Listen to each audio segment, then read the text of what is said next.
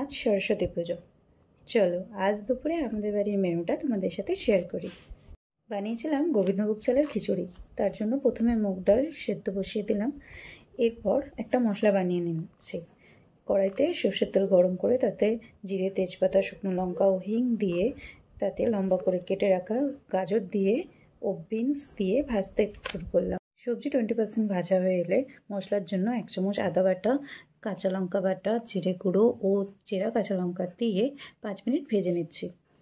ডাল 50% সেদ্ধ হয়ে গেলে দিয়ে দিয়েছি গোবিন্দভোগ চাল, মটরশুঁটি, 1 চামচ হলুদ, স্বাদ অনুযায়ী নুন, ভেজে রাখা সবজি ও মশলা দিয়ে নেড়ে চেড়ে সমস্ত কিছু ভালোভাবে সেদ্ধ হতে দেব। সমস্ত কিছু ভালোভাবে সেদ্ধ হয়ে এলে আমি মিষ্টি দিয়ে দিয়েছি। তার জন্য আমি ব্যবহার করেছি গুড় 1 টেবিল চামচ মতো।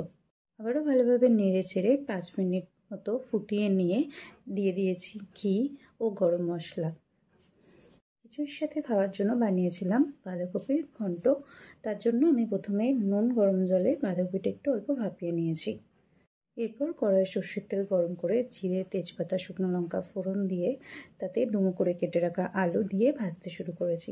আলু 20% ভাজা হয়ে গেলে এর মধ্যে দিয়ে দিয়েছি মটরশুঁটি। মটরশুঁটিও 20% ভাজা হয়ে গেলে ভাপিয়ে রাখা বাঁধাকপি দিয়ে ভাজতে শুরু করেছি।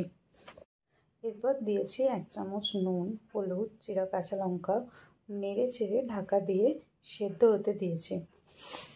5 মিনিট পর ঢাকনা খুলে দিয়েছি 1 চামচ আদা বাটা, কাঁচা লঙ্কা বাটা, জিরে গুঁড়ো, 1.5 চামচ চিনি দিয়ে মিশিয়ে নিয়ে অল্প জল দিয়ে তাতে ডুমো করে কেটে রাখা টমেটো দিয়ে 15 মিনিটের জন্য ঢাকা দিয়ে রান্না করে নিয়েছি।